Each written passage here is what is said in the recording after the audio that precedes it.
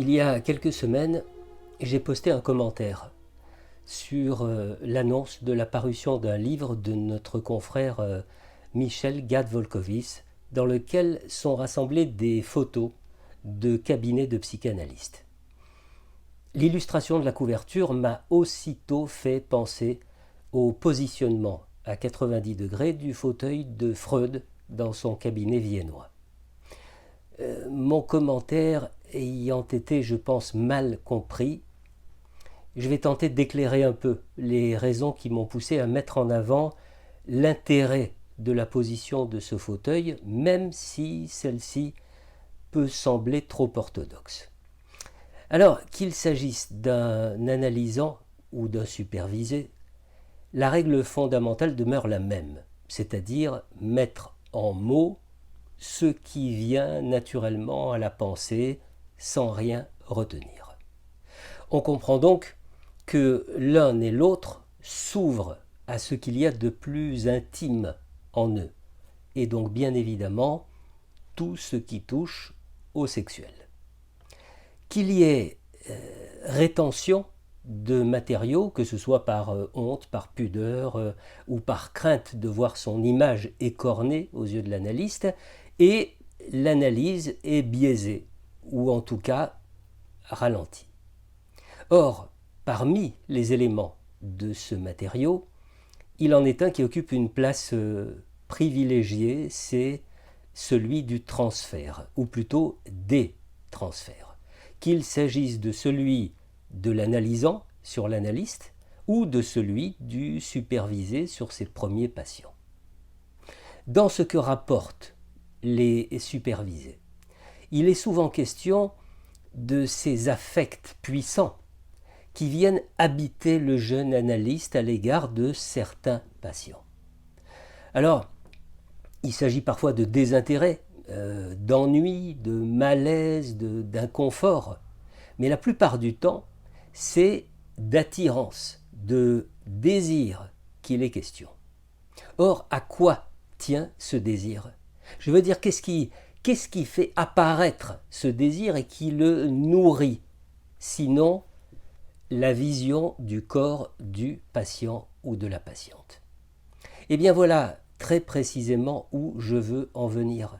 La position allongée sur un divan permet à l'analysant d'interpréter tout ce qui appartient à l'analyste ou tout ce qu'il imagine appartenir à l'analyste. Ses pensées, ses gestes, les petits bruits qu'il produit, ses jugements, ses désirs vis-à-vis de lui, la destination de son regard, ce sur quoi se pose son regard. Cette position allongée lui permet d'interpréter ce matériau au lieu d'en retirer des informations plus concrètes s'il avait l'analyste dans son champ de vision. Pour ce qui est de l'analyste, la possibilité que son regard porte ailleurs que sur le corps du patient empêche de nourrir des pensées, des jugements et des fantasmes de tous ordres, ou tout au moins limite considérablement leur densité. Et qu'on ne me réponde pas que j'exagère.